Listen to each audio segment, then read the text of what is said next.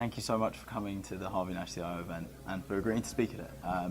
Just be really good to get some quite specific thoughts from you, because I know it's a subject that you're very passionate about, but really keen to hear about your views on women in business. I know Harvey Nash as a group do a lot of space in the kind of women in technology and women in IT space. But what are I know you're a member of a lot of groups and that kind of thing, so what are your thoughts on it just in general? Thanks. I appreciate you asking that question, actually, because it's a place where I'm really passionate about. I find as a woman in business and in IT specifically, we've got a lot of work to do to manage the diversity angle. So I've gotten involved, when I came into computer science as a degree, I realized that there was just a handful of women in basically IT careers, but also in technology and STEM.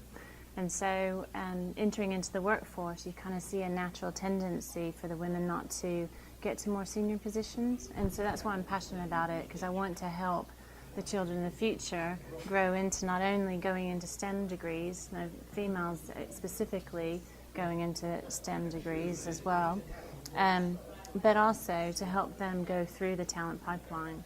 We found in Shell that there's a natural tendency for people to fall off the kind of promotion ladder at a certain point in their career.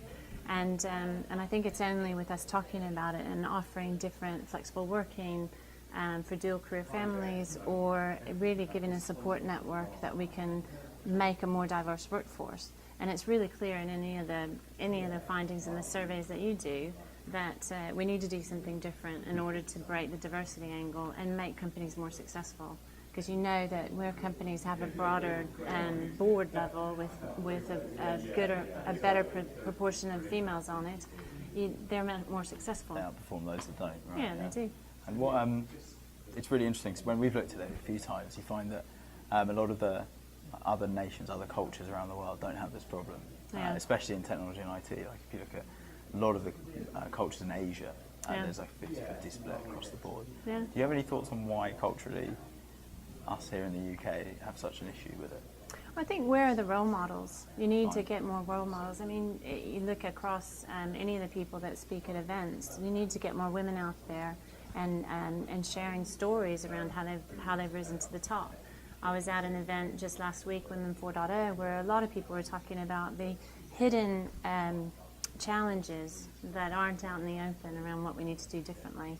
So I think it takes senior leaders being more visible, sponsors and mentors of more junior people.